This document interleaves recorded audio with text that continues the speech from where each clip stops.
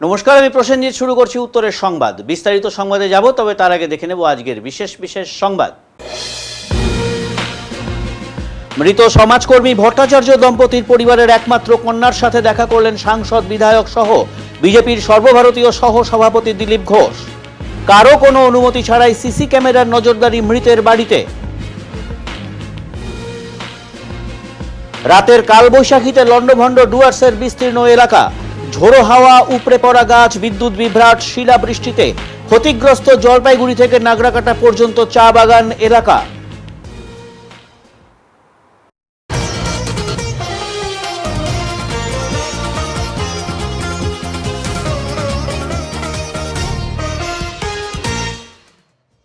জলপাইগুড়ির ধাপগঞ্জে পালিত হলো বিশ্ব বই দিবস। জলপাইগুড়ি লোকহিতৈষীর পক্ষ থেকে রবিবার বিশ্ব বই দিবস পালন করা হলো সদর ব্লকের ধাপগঞ্জে।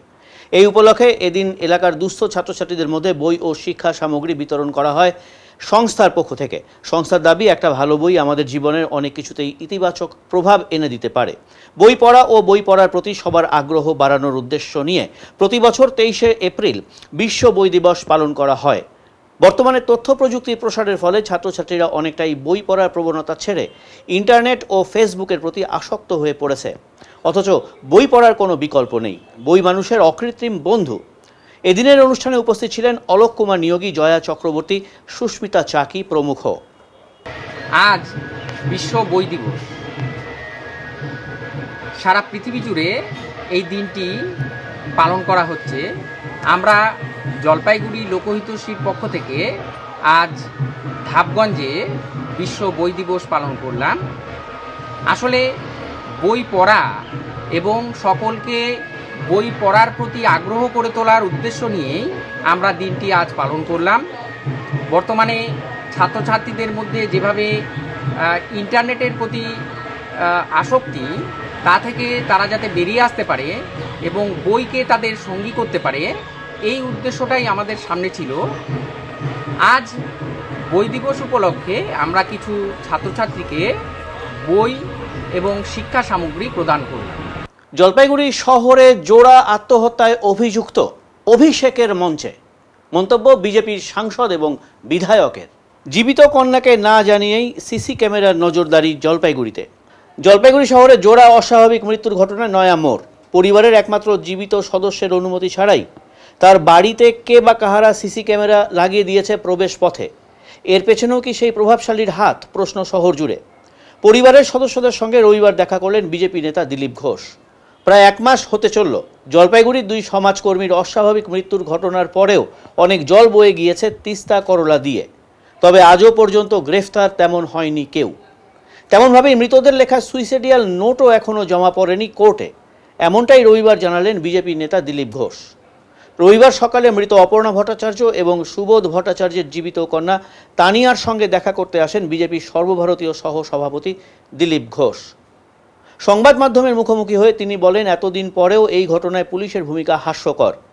এই ঘটনায় যার নাম সুইসাইডিয়াল নোটে রয়েছে সেই তৃণমূল নেতা আজও প্রকাশ্যে ঘুরে বেড়াচ্ছেন। শুধু তাই নয়, সেই তৃণমূল নেতা অভিষেক ব্যানার্জির সভামঞ্চ আলোকিত করছেন। দেখুন, এই বাড়িতে বাড়ির মালিক এবং দম্পতি সুবোধবাবু, তার স্ত্রী, দুজনেই আত্মহত্যা করেছেন 1 এপ্রিল। খুবই মর্মান্তিক ঘটনা। তাদের একমাত্র মেয়ে আছে। এই ঘটনা শোনার পরে অনেকদিন আসার ইচ্ছা ছিল। আমি এসেছিলাম দেখা করতে, মেয়েটির সঙ্গে বাড়িতে আসার ইচ্ছা ছিল। এই যে ঘটনা ঘটেছে, এটা একটা বিরাট বড় চক্রান্ত। হঠাৎ হয়েছে এরকম নয়, 1-1.5 বছর 2 বছর আগের থেকে তাদের উপরে চাপ দেওয়া হচ্ছিল এবং যারা দিচ্ছিল আপনারা জানেন খুব প্রভাবশালী ব্যক্তি।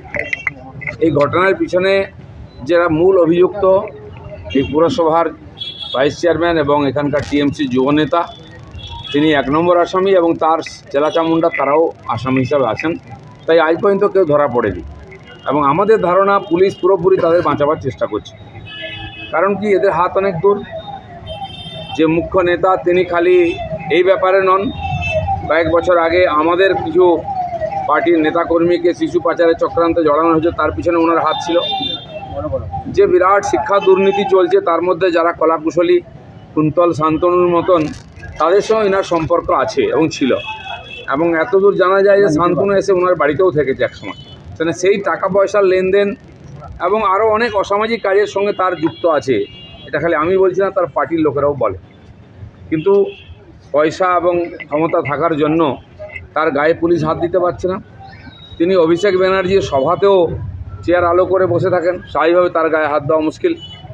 এই ধরনের যারা ব্যক্তি রাজনৈতিক ক্ষমতা নিয়ে বসে আছেন কিন্তু অসামাজিক ক্রিয়াকলাপ, অ্যান্টি সোশ্যাল অ্যাক্টিভিটির সঙ্গে যুক্ত, আর তারা খুনও করতে পিছপা হচ্ছে না, তার ফলে এই ধরনের একটা পরিবার শেষ হয়ে গেল। আমরা আমাদের পার্টির থেকে পুরো চাপ দিচ্ছি, এর বিরোধিতাও করেছি, পুলিশের সঙ্গে কথা হচ্ছে। এমনকি তার যে সুইসাইড নোট, যেটা একটা ডকুমেন্ট এই কেসের জন্য বড় ডকুমেন্ট, আমাদের যতদূর জানা আছে এখনও পর্যন্ত সেটা কোর্টে জমা হয়নি। হয়েছে কিনা আপনারা খোঁজ করুন। কার স্বার্থে পুলিশ এই ধরনের অপকীর্তি করছে, এই তথ্যকে লুকানোর চেষ্টা করছে যাতে দোষীরা ধরা না পড়ে, এবং সেই নেতাকে বাঁচিয়ে বাকিদের যাতে অ্যারেস্ট করা, এই পুলিশও করছে। কিন্তু ভারতীয় জনতা পার্টি এই অন্যায়ের বিরুদ্ধে আমাদের এখানে আমরা লড়াই করছি, পরিবারের সঙ্গে আছি, আগামী দিনেও থাকবো। এই ধরনের অপকীর্তি দিন প্রতিদিন বাড়ছে। আপনারা কালিয়াগঞ্জের ঘটনা শুনেছেন, ব্যাপক আকার ধারণ করেছে। এরা আইন শৃঙ্খলা রক্ষা করতে পারে না, সাজা দিতে পারে না, আর ঘটনা ঘটলে বিরোধীদের ঘাড়ে চাপিয়ে দেয়। 2 সপ্তাহ আগে তিলজলাতে একই ঘটনা ঘটেছে, 7 বছরের মেয়েকে রেপ আর হত্যা করা হয়েছে। কোনো সাজা কেউ পায় না, অ্যারেস্ট হয় না, এফআইআর হয় না, চার্জশিট হয় না, সাজা তো দূরের কথা। ফলে প্রতিনিয়ত এই ধরনের অসামাজিক ক্রিয়াকলাপ বাড়ছে, সমাজের মধ্যে ভয়ের পরিবেশ, আর সেই লোকগুলোই যারা কোনো না কোনোভাবে টিএমসির সঙ্গে যুক্ত, তারা এর সঙ্গে যুক্ত। অপরদিকে মৃত দম্পতির একমাত্র মেয়ে এদিন জানান, পুলিশের কাছে নিরাপত্তার আবেদন করা হলেও শুধুমাত্র বাড়ির আশেপাশে পেট্রোলিং করানো হচ্ছে। আমার থেকে কোনো এনওসি না নিয়ে এবং আমাকে না জানিয়েই ঘরের প্রবেশপথে কে বা কারা সিসি ক্যামেরা লাগিয়ে দিয়েছে। দেখলেন, দেখে তাহলে শুনলাম ঘটনা সবটা কি হয়েছে। আমি বললাম যা যা আমি জানি, আমি তো নিরপেক্ষ ব্যক্তি হিসাবেই বললাম আমার বাবা মার যা যা হয়েছিল সবই জানালাম। কোনো তদন্তের বিষয়ে কিছু বললে? দেখুন, এটা তো ওনাদের ব্যাপার, আমি তো কিছু বলতে পারছি না, এটা তো ওনারা বুঝবেন। তুমি পুলিশের কাছে নিরাপত্তা চেয়েছিলে? হ্যাঁ, আমি চেয়েছিলাম। পেয়েছো? দেখুন, ওরা বলছে যে নিরাপত্তা দিয়েছে, কিন্তু নিরাপত্তা দেওয়ার মানে যদি পেট্রোলিং করা হয় তাহলে ওটা নিরাপত্তা আমার মনে হয় না। আমি সিকিউরিটি চেয়েছিলাম, ওরা পেট্রোলিং এর লোক পাঠিয়েছে। আর তোমার এখানে ক্যামেরা যে লেগেছে, তোমার কিছু জানো? দেখুন, আমি সেদিন ওষুধ আনতে গেছিলাম, আমি দেখলাম আমার বাড়িরই একজন সিসিটিভি ক্যামেরা লাগিয়েছে উইদাউট আমার পারমিশন। এবার যেই স্পেসটা দিয়ে আমি যাই আছি সেটা আমাদের কমন স্পেস। এবার কোনো আমার কাছ থেকে রিটার্ন নো অবজেকশন নেওয়া হয়নি, আমার কাছ থেকেও নেওয়া হয়নি, আশপাশের যারা দোকানদার রয়েছে তাদের কাছ থেকেও এখনো অবধি নেওয়া হয়নি। কোনো রিটার্ন কমপ্লেন নেওয়া হয়নি উইদাউট এনি পারমিশন, তার মানে লাগানো হচ্ছে। আর ভারবার পারমিশনের তো কোনো দাম থাকে না, আমি যতদূর জানি। কে লাগালো সিসিটিভিটা? কে লাগালো? হ্যাঁ, আমার আত্মীয় একজন লাগিয়েছে। আমি এখনই তার নাম নিতে চাইছি না, আমি চাই না আমার পারিবারিক কোনো ব্যাপারে আপনাদের মানে এই ব্যাপারগুলো ফোরকাস্ট হোক, বাড়ির মধ্যে কোনো একটা ঝামেলা হোক, আমি চাই না। আলটিমেটলি তুমি কি চাইছো? দিলীপদাকে কি বললেন? আমি যেটা বললাম আমার বাবা মার কি হয়েছিল, কিভাবে মারা গেল, সেগুলো আমি বললাম। কি হয়েছিল সেদিনকার সম্পূর্ণ ঘটনাটা, কখন মারা যায়, কিভাবে মারা যায়, সবটা আমি জানাই। এই যে ঠিকমতো বিচার হচ্ছে না বা তদন্ত হচ্ছে না, এটা বলেছো? দেখুন, ঠিকমতো তদন্ত হচ্ছে না সেটা তো আপনারা সবাই জানেন, প্রত্যেকদিন নিউজ পেপারে বেরোচ্ছে, ওনারা আগে থেকেই সব জানেন। তো সব যারা উকিল রয়েছে তারা সব বললেন। এটা তো আমার পিসিও কমপ্লেন করেছে যে ঠিকঠাক মতো করে। কিছু পরামর্শ দিলেন? উনি আমায় কিছু বলেননি, আমাকে কিছু বলেননি। আমার সাথে উনি অ্যাজ আ পার্সন দেখা করতে এসেছিলেন। উনি আসাতে কি একটু ভরসা হচ্ছে? দেখুন, যতক্ষণ না আমার বাবা মার আসামিরা সুবিচার পাচ্ছে ততক্ষণ আমার কারোর উপরে কোনো রকমের ভরসা হচ্ছে না। হ্যাঁ, তবে উনি এসছেন মানবিকতার খাতিরে, আমার সত্যিই ভালো লাগলো দেখে, আমি একটু হলেও আশ্বস্ত হয়েছি। রবিবার বিজেপি নেতা দিলীপ ঘোষের আগেই ভট্টাচার্য বাড়িতে আসেন মৃত সুবোধ ভট্টাচার্যের দিদি শিখা চ্যাটার্জি। দিলীপবাবুর আগমন প্রসঙ্গে তিনি বলেন, আমাদের দলের উচ্চ নেতৃত্ব এসেছেন, আমি আমার ভাইঝির জন্য কিছু কাপড় চোপড় দিতে এসেছি। পুলিশের ভূমিকা নিয়ে জানতে চাইলে ক্ষোভের সঙ্গে শিখা দেবী বলেন, এফআইআর করার পরেও অভিযুক্তরা গ্রেফতার হলো না, সবাই চটি চাটছে। কি হলো আলোচনা? তুই নামা না লোক ধরনের কোথায় রাখবো তাহলে? থেকে হয়তো আবার প্রেসিডেন্ট হয়তো ওনাকে নিয়ে এসেছেন।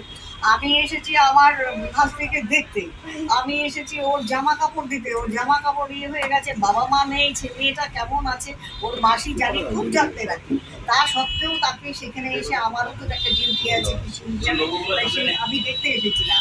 এসে শুনলাম দিলীপ দা এখানে ঢুকছে, তো দিলীপ দা ঢুকেছি, দিলীপ দা এসে কথা বলে গেলেন, আমি পাশে ওই পাশে ছিলাম।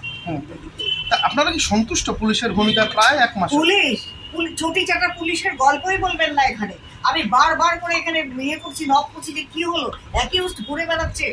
অভিষেক ব্যানার্জি মঞ্চে উঠে উনি নৃত্য করছেন, আর অভিষেক ব্যানার্জি মানে সৎ ব্যক্তি, যে সৎ ব্যক্তি, তিনি এই চোটটা নিয়ে একদম মঞ্চে উঠে ঘুরে বেড়াচ্ছেন, ওনার কথা বলবেন না। আর পুলিশ তো ওনার কথা ছাড়া চলবে না, ছুটি চাটা ছাড়া কোনোভাবে পুলিশ চলবে না। পুলিশ বুঝতে পারছে না যে আজকে ছুটি চাটা রয়েছে, আজকে চলছে, কিন্তু দুদিন বাদে ছুটি চাটা থাকবে না, তখন কার ছুটি চাটবে? তখন কিন্তু দুর্দিন আসছে। আমরাও সেই পুলিশ অফিসারদের দেখি রাখছি। দিলীপ বাবুর মুখে কিন্তু শোনা গেল হাইকোর্টের কথা, তদন্তে অনাস্থা, এবং দিলীপ দা উচ্চমার্গের মানুষ, দাদা যে সিদ্ধান্ত নেবেন, দাদার ব্যাপার, দাদা নিশ্চয়ই যা বলবেন আমরা তার কথা। আপনারাও কি তাই ভাবছেন যে হাইকোর্টে যাওয়ার? আমার দল যে সিদ্ধান্ত নেয়, আমি দলের বাইরে নয়, আমি দলের অনুগত সৈনিক, দল যা বলবে আমি দলের কথায় আছি।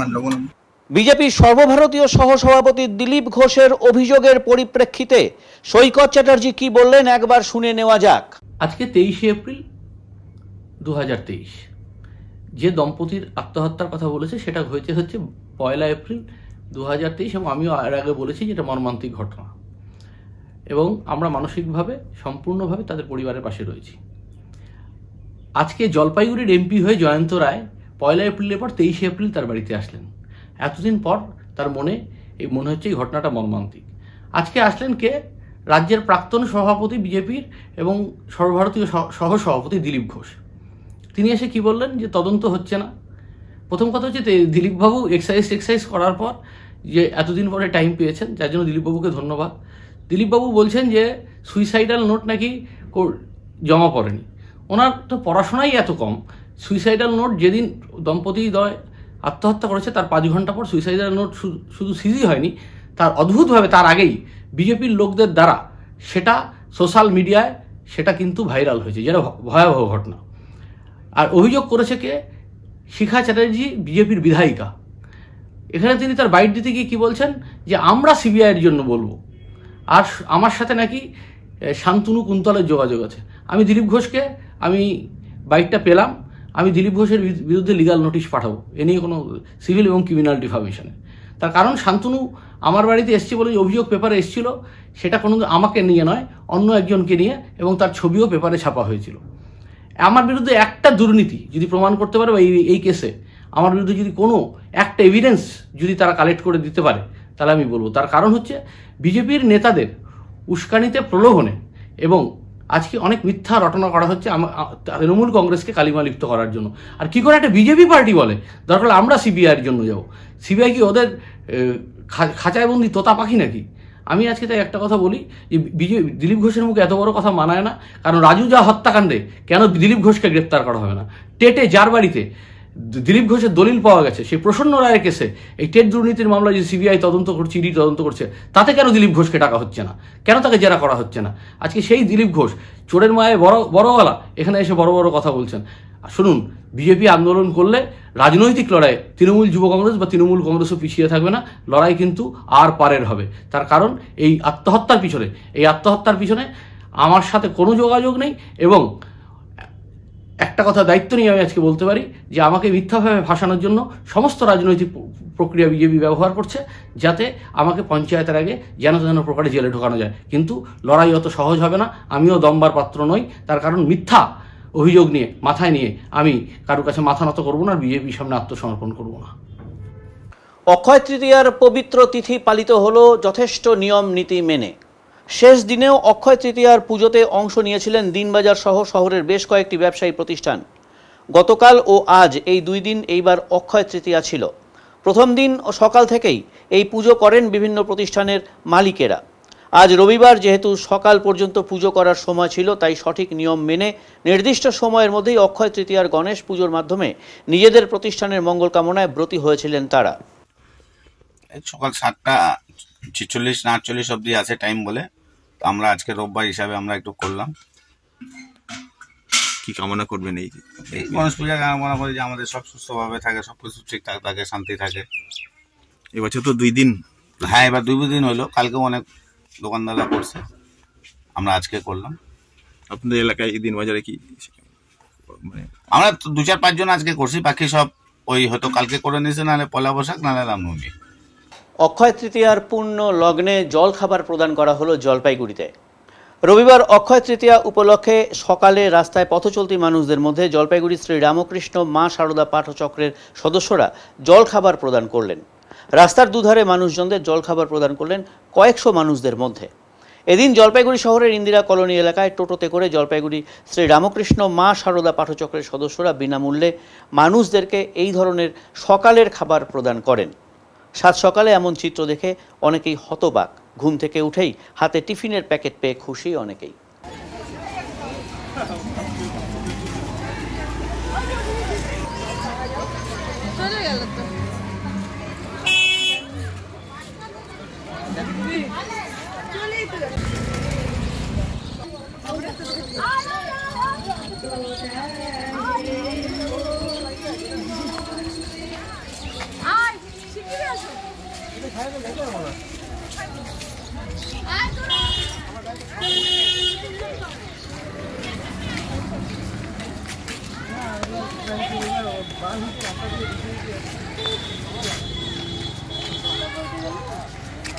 আমাদের প্রত্যেক বছর অক্ষয় তৃতীয়াতে এইটা করি আর কি।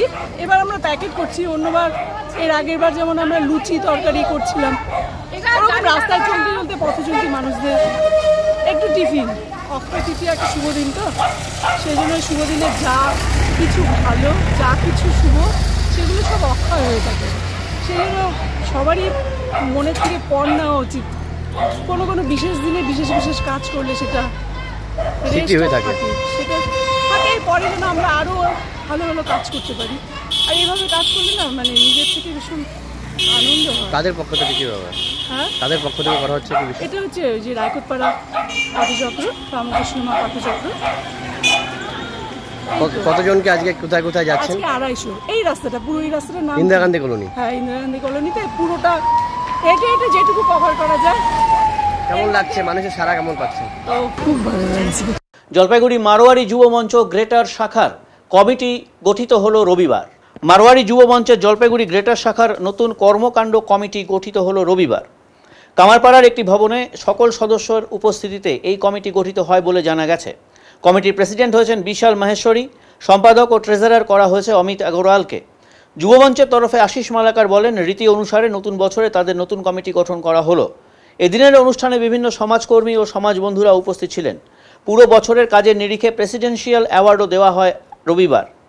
সারা বছরই বিভিন্ন সমাজসেবামূলক কাজ করে থাকে মারোয়ারি যুব মঞ্চ। আগামীতেও এই ধরনের সমাজসেবামূলক কাজ অব্যাহত থাকবে বলে জানানো হয়েছে।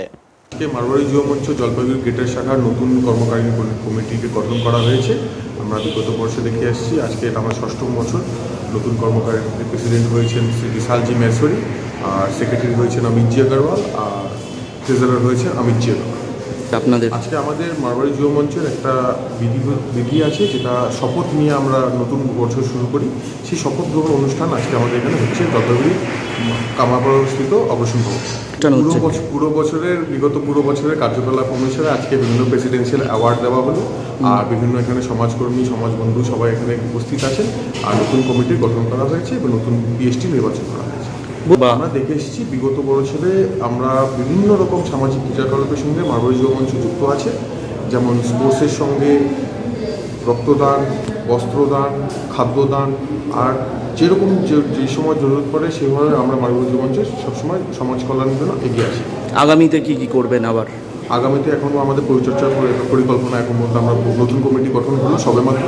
আমরা বসবো, আগামী নতুন বছরে আমরা কমিটির সিদ্ধান্ত নিব কী প্রোগ্রাম নেওয়া যেতে পারে। এটা আমাদের টোটাল মেম্বার আছে 76। এবারে নিচ্ছি ছোট্ট একটি বিরতি, ফিরে আসছি বিরতির পর।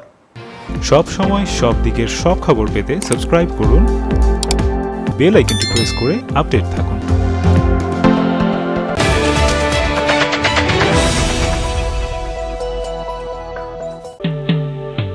Delhi World Public School Siliguri campus is located at Ambari, which reflects a vibrant modern style with all the latest facilities.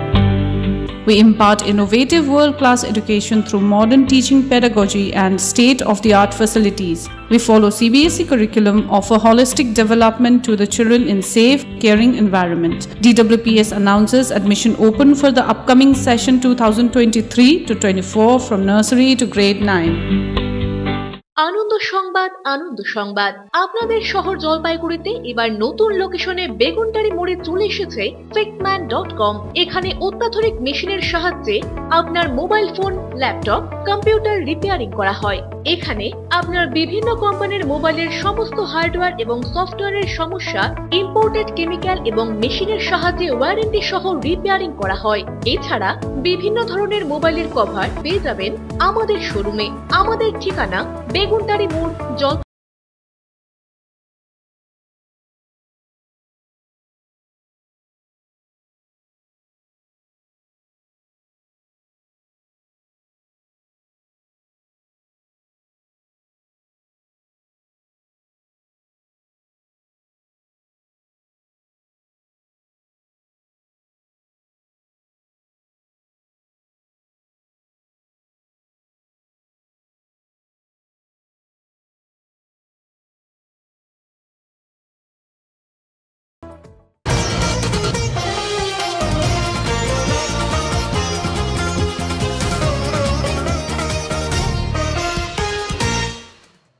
কালবৈশাখীর তাণ্ডবে লন্ডভন্ড ডেঙ্গুয়াঝাড় চা বাগান। গতকাল রাতে কালবৈশাখীর কারণে জলপাইগুড়ি ডেঙ্গুয়াঝাড় চা বাগানের হাসপাতাল লন্ডভন্ড। খাবারের ঘরের পাশে একটি ড্রয়িং রুমের ওপর ভেঙে পড়ে বিশাল আকৃতির এক গাছ, তাতে রুমটি ভেঙে তছনছ হয়েছে। সকাল থেকেই সেই জায়গা পরিষ্কার করতে ব্যস্ত হয়ে পড়েছেন চা বাগানের শ্রমিকেরা। কোনো আহতের সংখ্যা নেই, কারণ সেই ঘরে রাতের বেলায় কেউ ছিলেন না। ঝড়ের ফলে ক্ষতি হয়েছে চা বাগানে, সেই হাসপাতাল চত্বরে ব্যাপক ক্ষতি হয়েছে। ঘটনার সকাল থেকেই বনকর্মীরা গাছ পরিষ্কার করতে ব্যস্ত হয়ে পড়েছেন।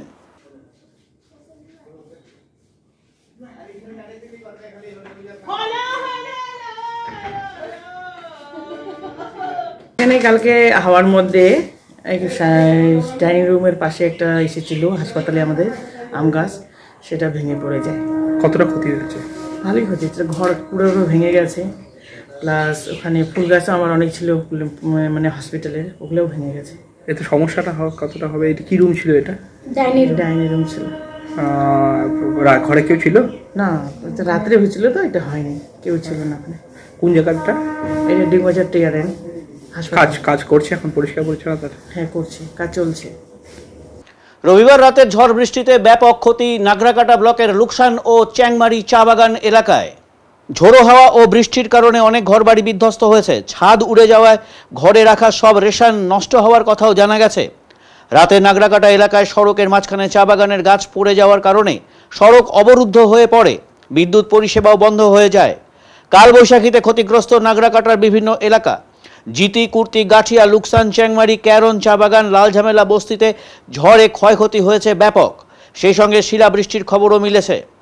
শনিবার রাতের ঝড়ে উপড়ে গেছে প্রচুর গাছ, ভেঙে গিয়েছে বিদ্যুতের পোল, বিদ্যুৎ বিচ্ছিন্ন হয়ে আছে একাধিক চা বাগান। নাগরাকাটার বিডিও বিপুল কুমার মণ্ডল জানিয়েছেন, জরুরি ভিত্তিতে বিদ্যুৎ কর্মীরা পরিষেবা স্বাভাবিক করার কাজ শুরু করেছেন। রবিবার সিভিল ডিফেন্সের কর্মীদের কাজে লাগানো হয়েছে। ক্ষয়ক্ষতির পরিমাণ দেখা হচ্ছে। পরিস্থিতির ওপরে প্রশাসন নজর রাখছে। रात में तो सभी को तो मालूम है कि बहुत ज्यादा ही बारिश हुआ, हवा पत्थर भी हुआ। तो उस समय ये सभी लोग यहाँ पर सो रहा था। तो सोने के समय में अब रात में पानी आ रहा है तो किधर भागेगा घर के छोड़ के? तो यही पर था। तो अचानक ये जो पेड़ है, यहाँ का पेड़ पूरा घर में आके पूरा एकदम गिर गया। गिरने के बाद क्या करेगा ये यहाँ का जो मालिक है वो सो रहा था बेचारा का। यहाँ पर गाछ तो लग गया था, फिर बहुत मुश्किल से 4-5 लड़का लोग, हम लोग ही था, 4-5 लड़का लोग सब लेके उसे निकाला है। उसको चोट भी आया उनको? हाँ, थोड़ा थोड़ा आया है। यहाँ पे कितना घर क्षतिग्रस्त हुआ है? दो घर में। बाकी बात तो थोड़ा गाछ तो बहुत बहुत गाछ गिरा है। देखिए घर को देखिए, ये इसका अपार्टमेंट नाम है इस घर का मालिक का, लेकिन घर का देखिए बांस का बनाया हुआ जो बैठता है इधर, देखिए ना। थोड़ा सोचना चाहिए, कंपनी को सोचना चाहिए कि घर देना पड़ेगा, क्योंकि बगान में काम कर रहा है ना, इसका अधिकार भी है घर पाने के लिए। देखिए कैसा घर में ऐसा हालत में ये लोग बैठते हैं। परमानेंट लेबर है ना? परमानेंट लेबर है। तो अभी इनका तो घर पूरा क्षतिग्रस्त हो गया, तो आप लोग का अभी तो कंपनी को तो जिम्मेदार लेना पड़ेगा इसके विषय में। तो कंपनी को कोई जानकारी दिया आया निरीक्षण करने? अभी लड़का लोग यहाँ का जो लीडर सब है वो जाएंगे, अभी जाएंगे। শিক্ষক শিক্ষার্থীদের নিয়ে সম্মিলনীর আয়োজন করলেন পঞ্চায়েত সদস্য। তৃতীয় বর্ষ শিক্ষক শিক্ষার্থী সম্মিলনী অনুষ্ঠানের আয়োজন করলেন জলপাইগুড়ি অরবিন্দ গ্রাম পঞ্চায়েতের শিক্ষা ও জনস্বাস্থ্য বিভাগের সঞ্চালক তথা পঞ্চায়েত সদস্য রাজেশ মণ্ডল। গোমস্তপাড়ার কালীচন্দ্র লেনে রবিবার আয়োজিত এই অনুষ্ঠানে কচিকাচাদের ভিড় ছিল চোখে পড়ার মতো। এদিন শিক্ষার্থীদের পাশাপাশি উপস্থিত ছিলেন বিভিন্ন স্কুলের শিক্ষক শিক্ষিকা ও অভিভাবকরাও, ছিলেন বেশ কয়েকজন প্রাইভেট টিউটারও। সঙ্গীতানুষ্ঠানের মধ্য দিয়ে এদিনের অনুষ্ঠান শুরু করা হয়। অনুষ্ঠানে কুইজ প্রতিযোগিতা ছাড়াও কৃতীদের সম্বর্ধনা, প্রাক্তন শিক্ষকদের সম্বর্ধনা প্রদান করা হয়। এদিন এলাকার মোট 458 জন বিভিন্ন ক্লাসের ছাত্রছাত্রীদের হাতে বিভিন্ন শিক্ষা সামগ্রী তুলে দেওয়া হয়। কিভাবে অনুষ্ঠানটা হচ্ছে এখানে, কিভাবে আপনি দেখছেন পুরো বিষয়টা? রাজাদা প্রতি বছর এটা একটা করে থাকে, ভীষণ ভালো। আমাদের সমস্ত পাড়াদের টিচারদের এবং স্টুডেন্টদেরকে নিয়ে একটা সবাইকে একটা একত্রিত করার একটা প্রোগ্রাম তিনি করে থাকেন, যাতে সমস্ত স্টুডেন্টরা এই পাড়ায় যে টিচাররা আছে তাদেরকে চিনতে পারেন এবং সমস্ত টিচাররা যারা স্টুডেন্টরা আছে তাদেরকেও জানতে পারে। ইভেন এটা করোনার আগের থেকেই শুরু হয়েছিল এবং করোনার সময় এটা ভীষণ ভালো ফলপ্রসূ হয়েছিল এই কারণেই যে আমরা চিনেছিলাম বলে অনেক স্টুডেন্টরা যে না এই দিদিমণি আছে যারা স্কুল যেতে পারেনি, তারা এই টিচারদের কাছ থেকে কিছু অনেক তারা পেয়েছে, তারা অনেক কিছু তারা পড়াশোনা করতে পেরেছে এবং এই একাগ্রতাটা হয়েছিল জন্যই আমরা আজকে এই পাড়াও আছে এই স্টুডেন্ট বা এই স্টুডেন্টরা জানতে পেরেছিল যে না আমাদের পাড়ায় এই দিদিমণি এই শিক্ষক আছেন, তাদের কাছে গিয়ে সাহায্য চাওয়া, যে স্কুল যেতে পারছে না তার জন্য পাড়া, এই জিনিসটা রাজাদার ভীষণ ভালো একটা পদক্ষেপ নিয়েছিল জন্য আজকে আমরা সবাই একসাথে হয়ে এটা করতে পেরেছি এবং ভালো লেগেছে। স্টুডেন্টদের মধ্যে মোবাইলের প্রতি আকৃষ্ট হওয়ার একটা প্রবণতা দেখা যাচ্ছে শিশুদের মধ্যে, সেই জায়গা থেকে দাঁড়িয়ে এখন এই ধরনের অনুষ্ঠানটা কতটা সময়োপযোগী মনে করেন? এটা তো ভীষণই ভালো, কারণ যখন একটা করোনার সময় থেকে যেহেতু আবার মোবাইলই ভীষণ মানুষের আকৃষ্টর কারণ হয়ে গেছিলো, আবার মোবাইল ছাড়া চলছিল না কারণ সমস্ত অনলাইন ক্লাস অনেক সময় হচ্ছিল, তো এই কারণে তাদের প্রতি মোবাইলের প্রতি আরও আসক্তি বেড়ে গেছিলো।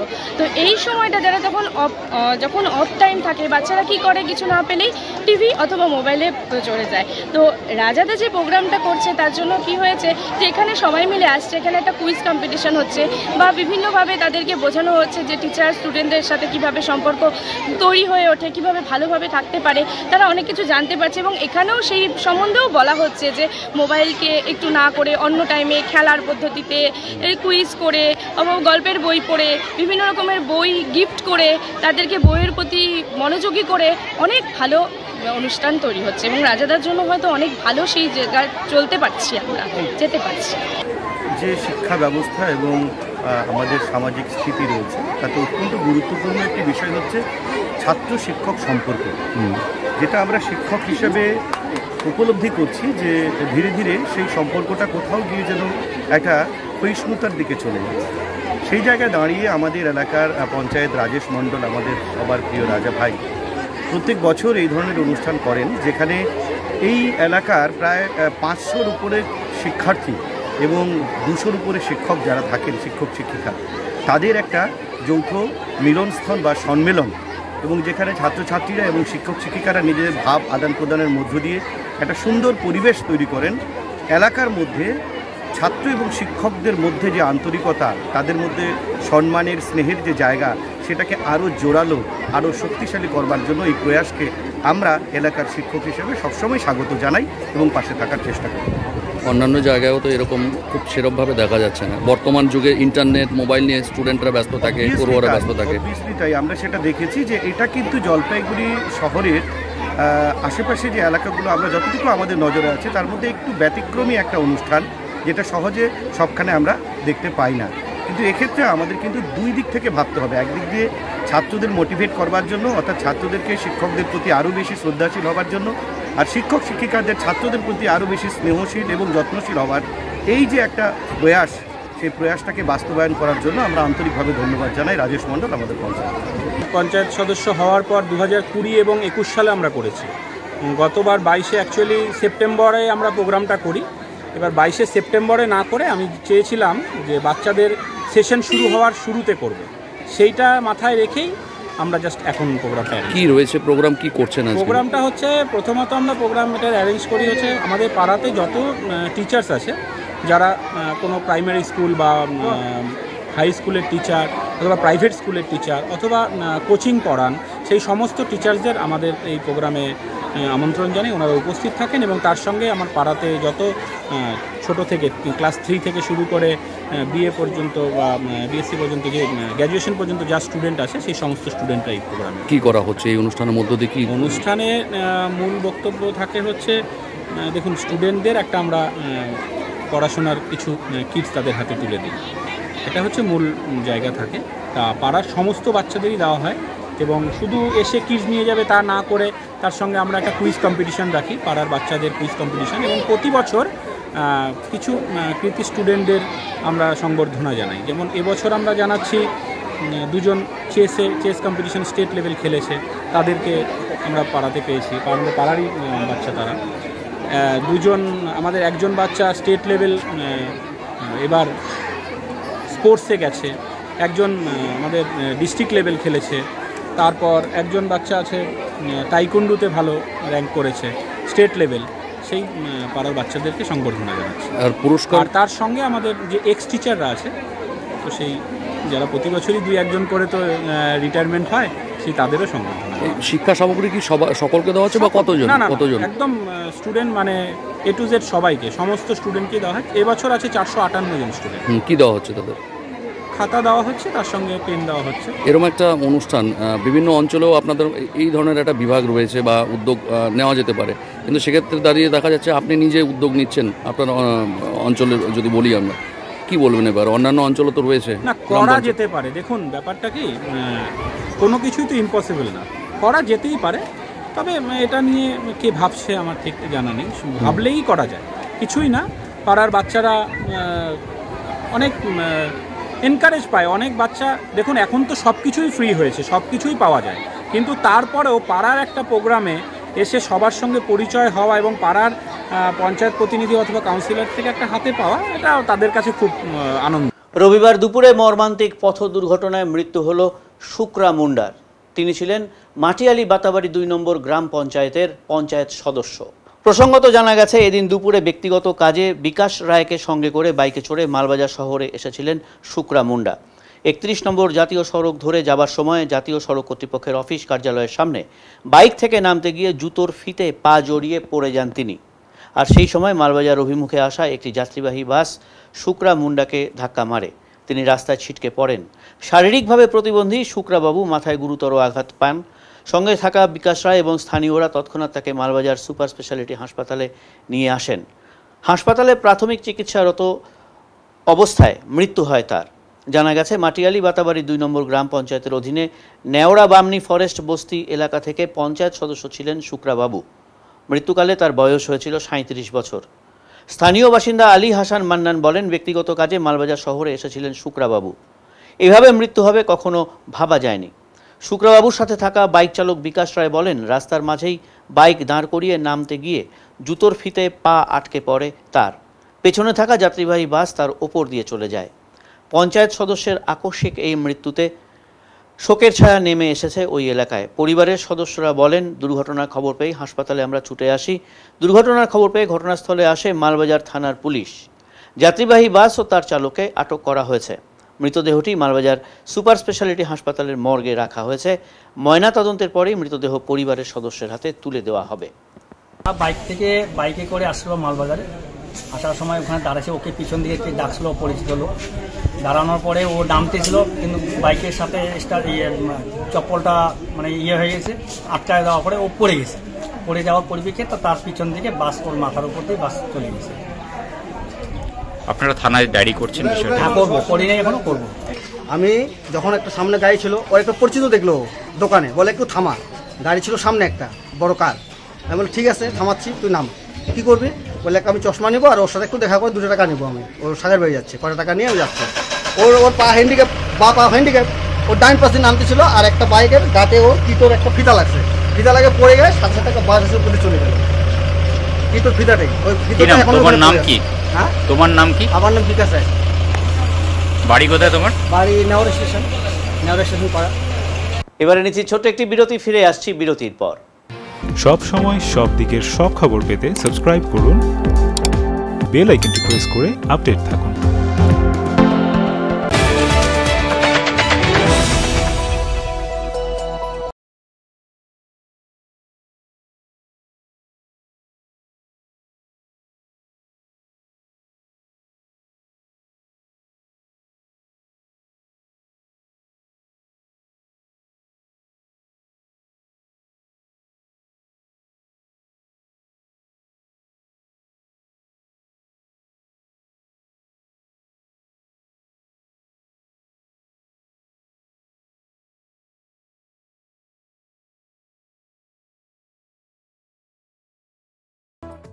আহার বিলাসী জলপাইগুড়িবাসীর জন্য একটি অত্যন্ত সুখবর।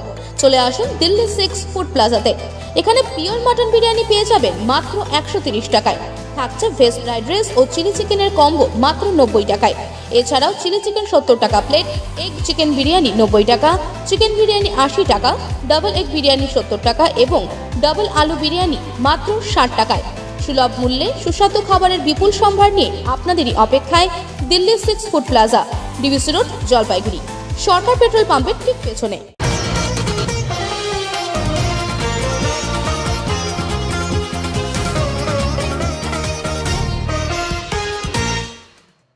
দিনবাজারে পাওয়া যাচ্ছে কাঁচা তাল, আর ক্রেতাদের ভিড় সেই তালের দোকানে।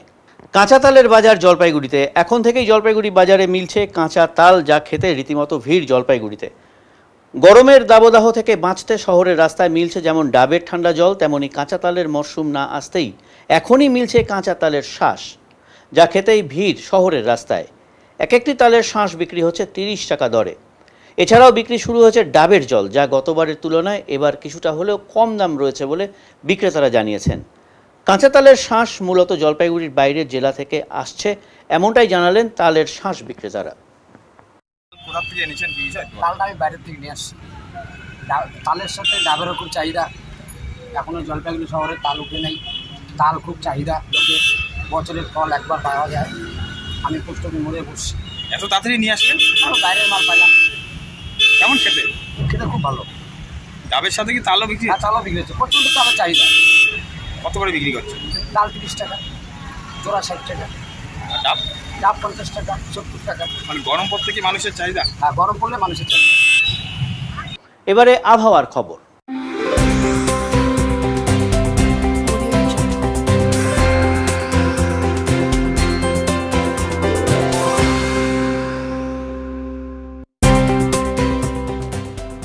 কেন্দ্রীয় আবহাওয়া দপ্তরের জলপাইগুড়ি কেন্দ্র থেকে পাওয়া তথ্য অনুযায়ী রবিবার দিনের সর্বোচ্চ তাপমাত্রা ছিল 28.3 ডিগ্রি সেলসিয়াস ও সর্বনিম্ন তাপমাত্রা ছিল 17.9 ডিগ্রি সেলসিয়াস। গত 24 ঘন্টায় বৃষ্টিপাতের পরিমাণ ছিল 27.0 মিলিমিটার। শেষ করবার আগে আজকের বিশেষ বিশেষ সংবাদ আরও একবার। মৃত সমাজকর্মী ভট্টাচার্য দম্পতির পরিবারের একমাত্র কন্যার সাথে দেখা করলেন সাংসদ, বিধায়ক সহ বিজেপির সর্বভারতীয় সহ সভাপতি দিলীপ ঘোষ। কারো কোনো অনুমতি ছাড়াই সিসি ক্যামেরার নজরদারি মৃতের বাড়িতে। রাতের কালবৈশাখীতে লন্ডভন্ড ডুয়ার্সের বিস্তীর্ণ এলাকা। ঝোড়ো হাওয়া, উপড়ে পড়া গাছ, বিদ্যুৎ বিভ্রাট, শিলাবৃষ্টিতে ক্ষতিগ্রস্ত জলপাইগুড়ি থেকে নাগরাকাটা পর্যন্ত চা বাগান এলাকা।